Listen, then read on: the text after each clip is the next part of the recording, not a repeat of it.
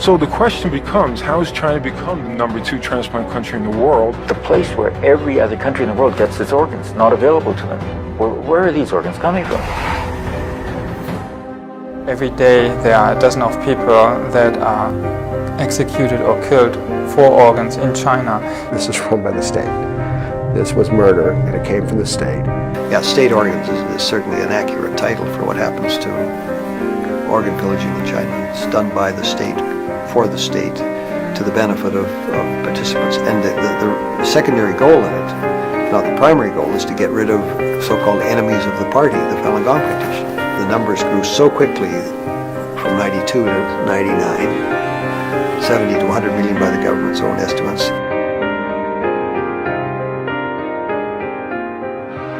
Its values, truth, compassion, and forbearance were out of sync with those of the Communist Party.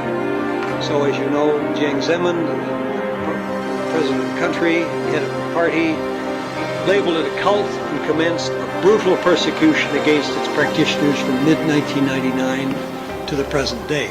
Falun Gong values are quite real, and they're quite attractive. They actually represent the whole side of China which has been completely suppressed for many years. It's a side of China that most Westerners never see.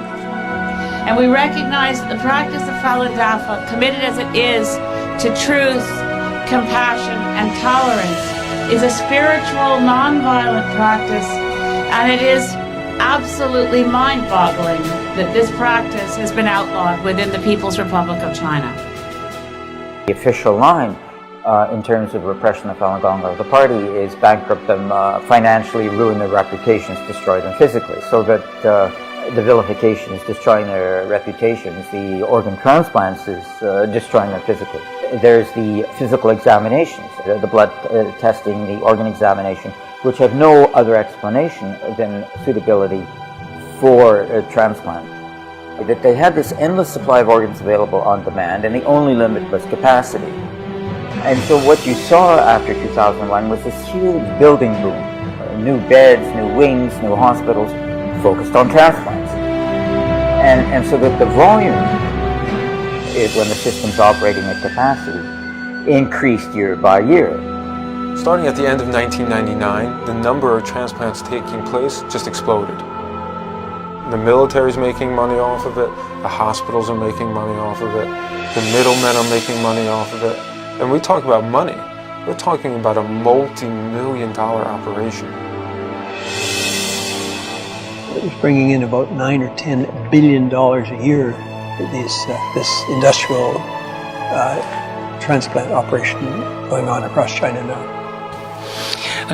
Why have doctors been able to participate in this? Chinese government's way of governing makes it very clear that if you don't agree with their way of thinking, then you will soon feel the retribution.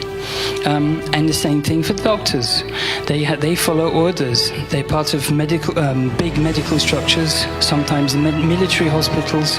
They follow orders, and if they don't follow orders, they may be killed in prison, and there may be later consequences for their family. This fear that the government has generated works not only in the general population, but also with the doctors. Any place anybody from China goes, they have to be confronted with this thing. You are killing your own citizens who do gentle exercises and who are non-violent, who are non-political, who believe in truth, compassion, forbearance, as the Falun Gong community does. You are killing these people for their organs. What outrageous behavior! Are you a civilized government? Are you worse than Hitler? As I've been a student of the Holocaust, I feel that to a certain extent, what we're seeing is just a continuation of what we saw there in another form, which is the endless and bottomless depravity of human nature. I mean, there's no limit to the form of evil that people can sink. There's a danger that we get onto a slippery slope, and then other countries which don't have the rule of law or don't have respect for human beings could end up doing the same thing. That's why it's got to be stopped with China, and we've got to draw the line in the sand with China on this issue.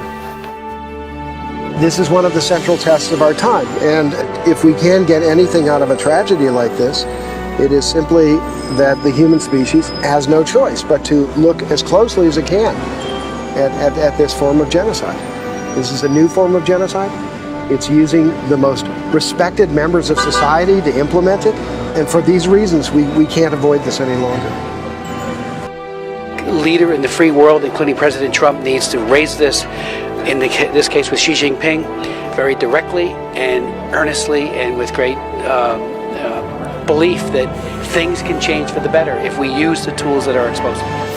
Jiang Zemin should be in front of the International Criminal Court because he's the one, of course, that started it. And I would hope that the new president of China would realize that he should put some distance between, a lot of distance between himself and Jiang Zemin. And one excellent way of doing it would be to say this crime against humanity is going to stop now. Very few people actually have heard about the situation, and those who hear about it, they just won't believe it. It's so awful, you can't imagine it's true. And my first reaction was that I was shocked too, and first I thought, this just can't be true. This is so disgusting, so awful. Mankind can't be that mean. But then you get the facts, the numbers of people being murdered, and you see it's true. The regime in China is this awful. When you realize this is true, you have to do something about it. So what we need to do is to put out the facts, tell about what's happening in China so more people get aware of the situation. What I'm suggesting you might do is sign the petition at the table here. The other possibility for you is to go onto a website called End Organ Pillaging. I'm sure you, like me, would want to let other people know this is going on, because ultimately we need to bring pressure on China to stop this atrocious activity.